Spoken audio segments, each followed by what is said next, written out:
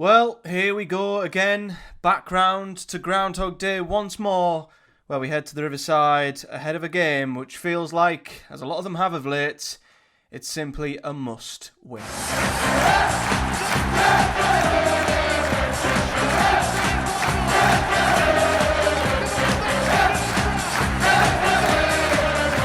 What is up, guys? Welcome back to another episode of the Project Boro Preview Show, the series here on the channel where we, of course, preview every single Boro game.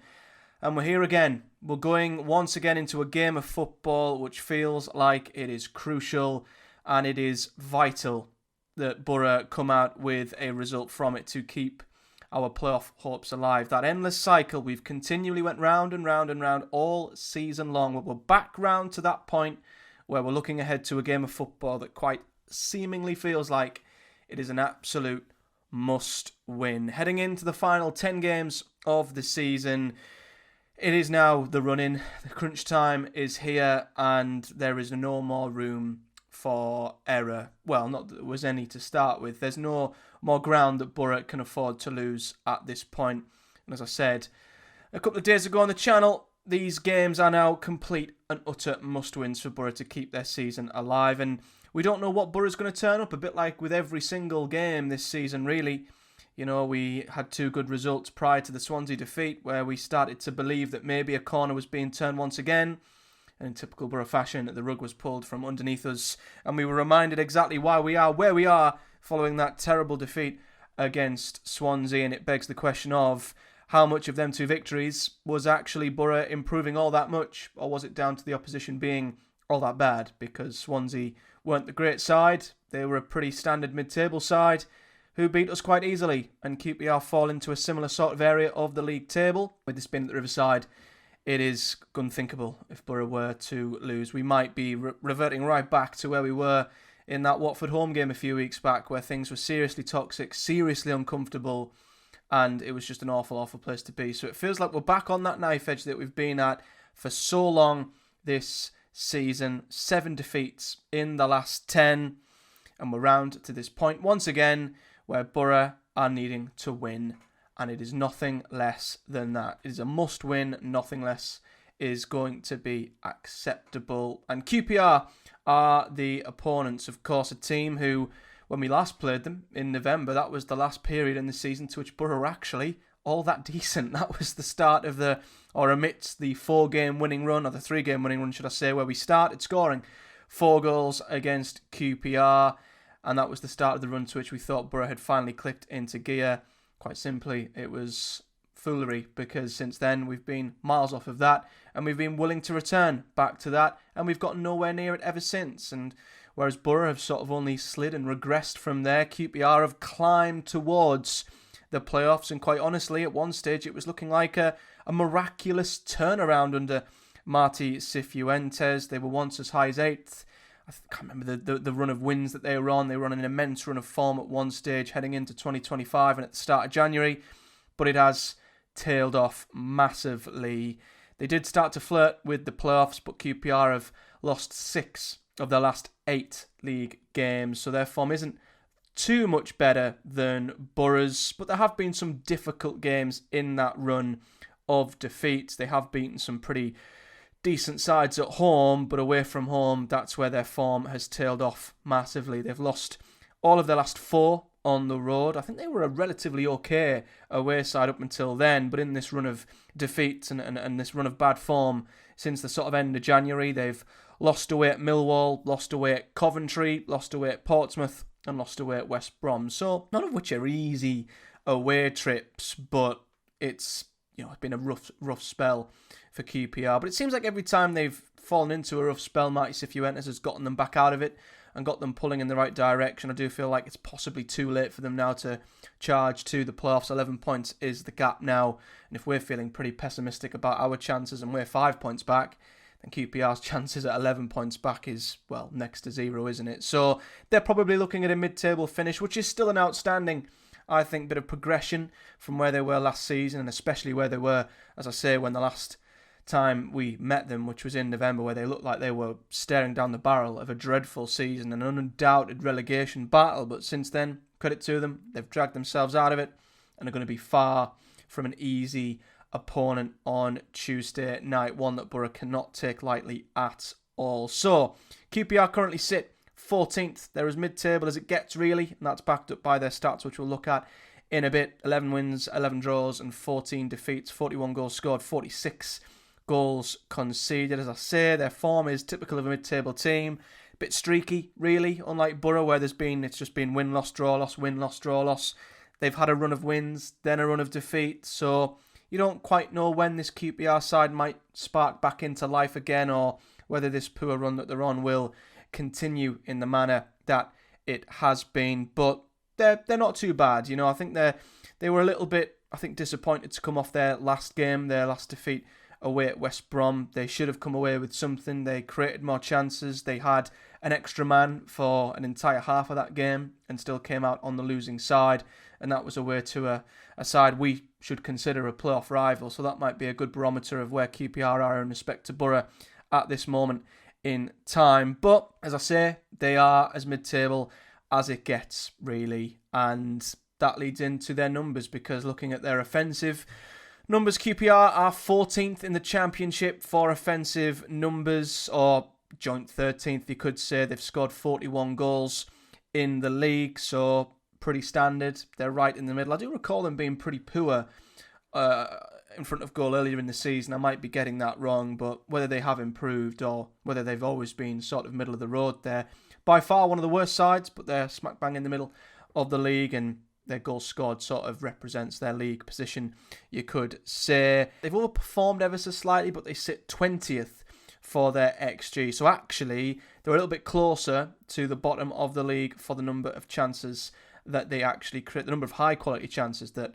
they create. I think it's because there are so many teams above them who've created more but underperformed massively. QPR have actually overperformed slightly, but their XG is amongst one of the worst in the Championship, I would say. So they don't create the highest quality of opportunities, but they do still pose a massive, massive threat from corners, set pieces, that sort of thing, which we'll get onto when we look at the team. You can sort of see that being backed up by their big chances, to which they're 16th. Big chances missed 14th. Shots on target 11th. So very much mid-table. Whatever chances they do create, they do seem to get a lot of them on target, and they do make decent worth of them, but still a very mid-table side when it comes to their offensive numbers. Looking at their defensive numbers, we're once again looking at a side that is smack bang in the middle of the league, and they're actually better than Boro. They've got a better defence than what we do. They've conceded one less goal than what Boro have this season. They are smack bang 12th or joint 11th for the number of goals they've conceded this season with 46. We've of course conceded 47th, and they sit bang in the middle of the league for XG against as well. They're 13th, so just inside the top half if you want to look at it for the least number of quality of chances that have been conceded. They're just inside the top half. So again, smack bang in the middle of the league, and they've slightly underperformed going backwards. They've conceded a few more goals than what they should have, but again, they're by far nowhere near the worst defence. They actually don't give up all that much. They don't concede all that much either. As I say, we've got just as bad, if not a worse defence than what QPR have. So the only difference really between the two sides when you look at the numbers is Boro are better offensively. It's as simple as that. If the game comes down to who's better in front of goal, then Boro should edge it. But if we have a similar performance in front of goal to which we did against Swansea, and we look disjointed and out of ideas, and QPR completely stifle us and take our key attacking players out the game, then it's a free-for-all, in my opinion. If they can do that and stop Boro's key men playing, then it could equally go one way or the other. Both defences are pretty much neck and neck for what we sort of concede and give away and concede. So, yeah, we'll see. We'll see what comes of it. But QPR, they're not that sort of bottom three relegation fodder side that we maybe thought they were last time we met them. They've improved a lot since then.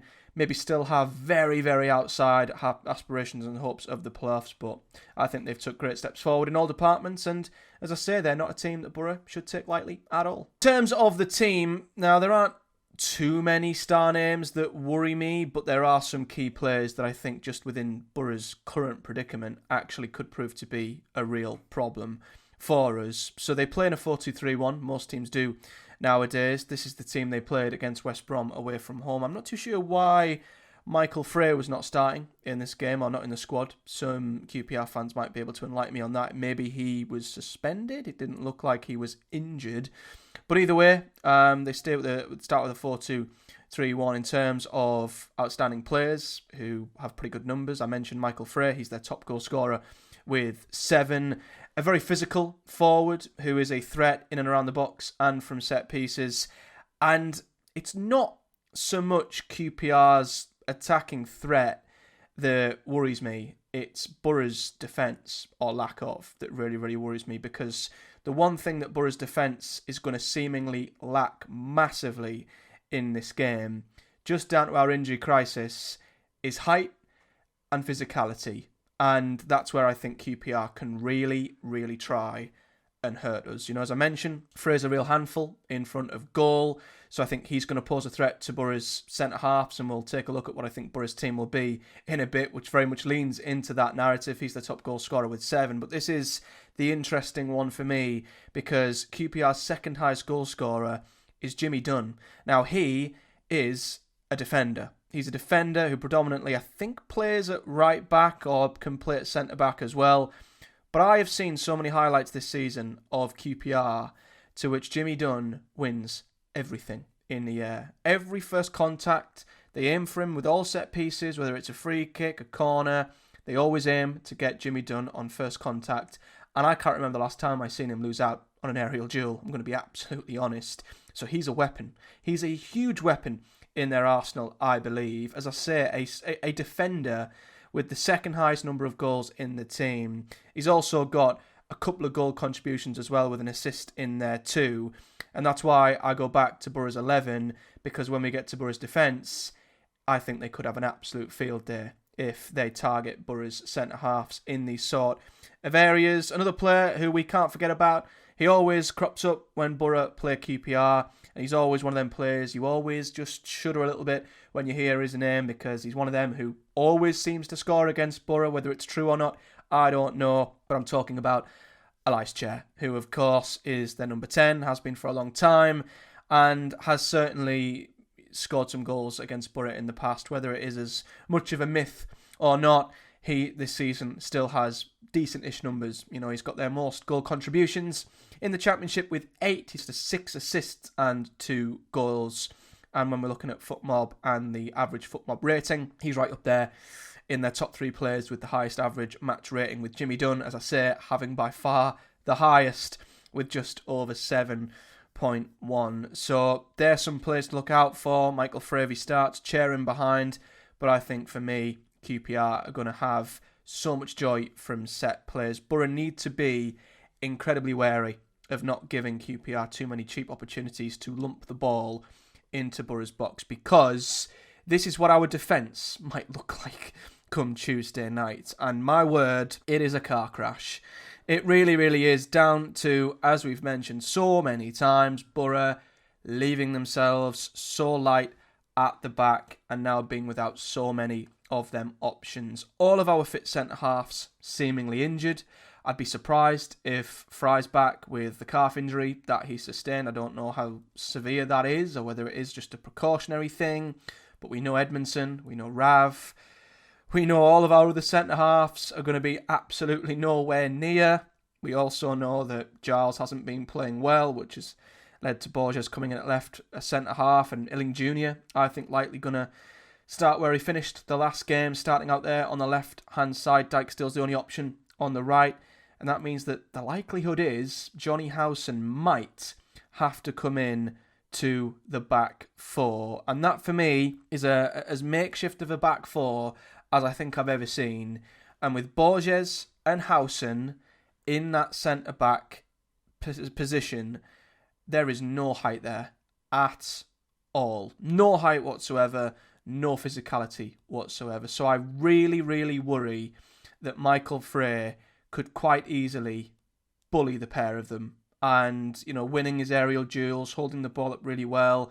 I think he's probably going to win the physical battle between him and the pair of them as well. It's nothing against either of them as centre halves, but they're short centre halves. They're not the biggest, they're not the strongest.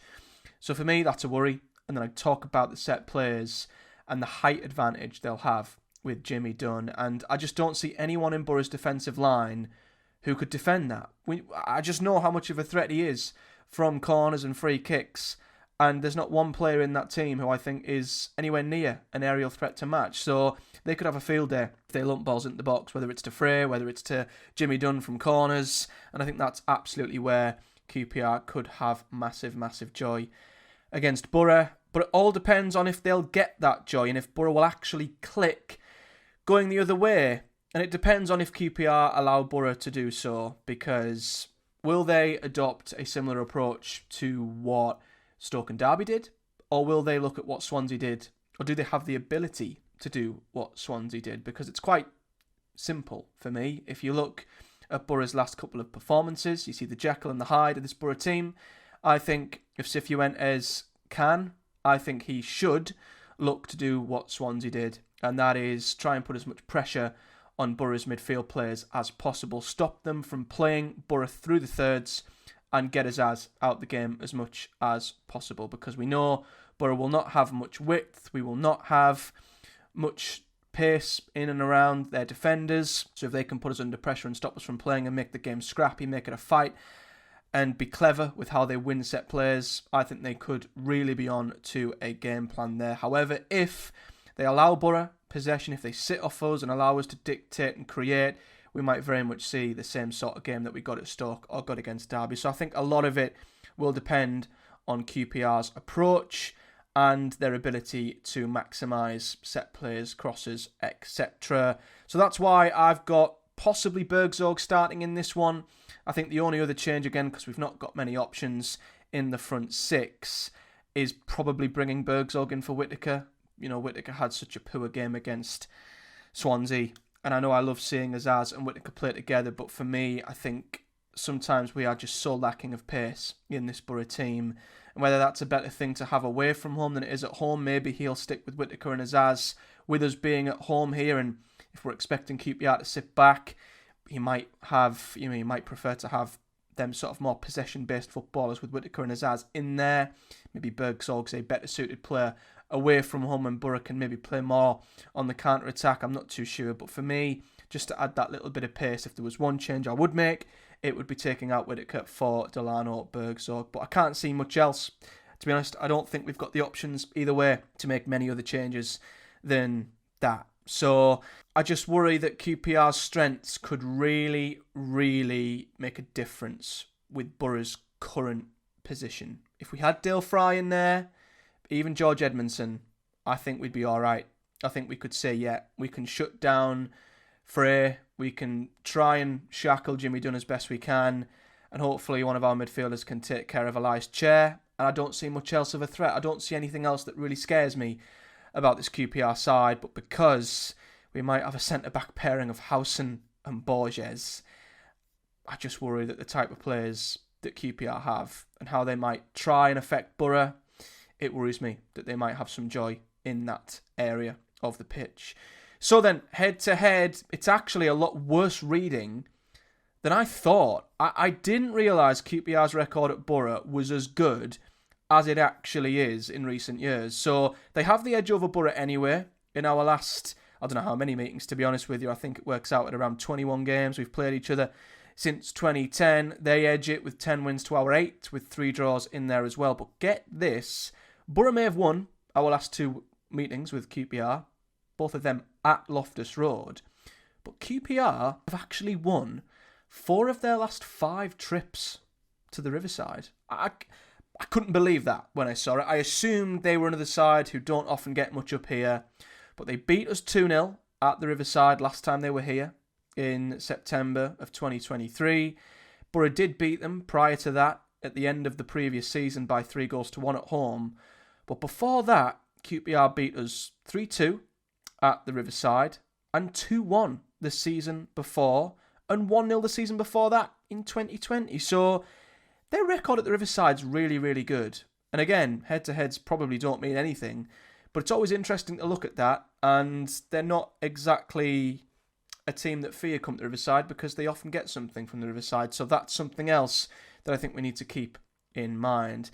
So finishing off then with my prediction, I was sort of coming into this thinking if QPR sit back, and they are quite a low possession side, if they allow Boro the ball, I think we might be in for another derby, where I think we will find a way. And like Derby, I think it will be a scrappy, just get the job done sort of narrow victory. There is a part of me, though, that now worries looking at our defence. They might get some real joy, as I've mentioned. But I am going to stick with the prediction that I've had for a couple of days now. And you call me nuts, I don't know, but I'm going to go with a 1-0 Boro win. I just feel like in Boro's position right now, it would be typical of us to once again win a game of football, once again get us all excited, thinking we're turning a corner for the 83rd time this season, only for us to probably go to Luton at the weekend and lose. But I just feel like we'll edge this one in the same manner we did Derby, because quite honestly, we're back to where we were pre-Watford. It's one of them where if Boro don't win, I can see the atmosphere turning, and all the hard work that went into getting them 2 wins will just be evaporated, and we could be right back to square one if we do not get a win. The least we can do at the minute is win our home games, because it's awful going away from home and dropping the performances we are, and my heart goes out to all the away fans that travel, but most of the Boro fans will see us at the Riverside, and they simply have to see good performances, and they have to see something better than the crap that was dished up at the weekend against Swansea. So I think more so for just the atmosphere, the vibe, the fan base. We're here again, Groundhog Day, ladies and gentlemen, for Carrick. Must-win game. On top of that, this is an easy run of games. This is the start of the same 3 games that we actually did well in earlier in the season. The only other time this season where we've won 3 in a row was when we beat QPR, hit them for 4, beat Luton, hit them for 5, beat Oxford, hit them for 6. Our next 3 games, QPR, Luton and Oxford. So if we can recreate that, that might be what's necessary. It has to start on Tuesday night. But as I've mentioned, this is a far better QPR side than the one we faced in November. So we'll have to wait and see. So let me know your thoughts, feelings and predictions ahead of this one in the comment section below, guys. Whether you're a Boro fan, QPR fan or a neutral, in the comment section below. As always, if you've enjoyed the video, do hit a like on the video and subscribe for much more. We preview and review every Boro game here on the channel, and hit the bell too so you never miss when a video drops, of course. I'll be back on Wednesday to review what happens at the Riverside. God forbid we don't find a way to win, because it could be a pretty dire evening at the Riverside. So it's a must-win game for Boro's season. No questions asked in that department. But until then, do take care, guys. Thanks for watching, and I'll see you all in the next one.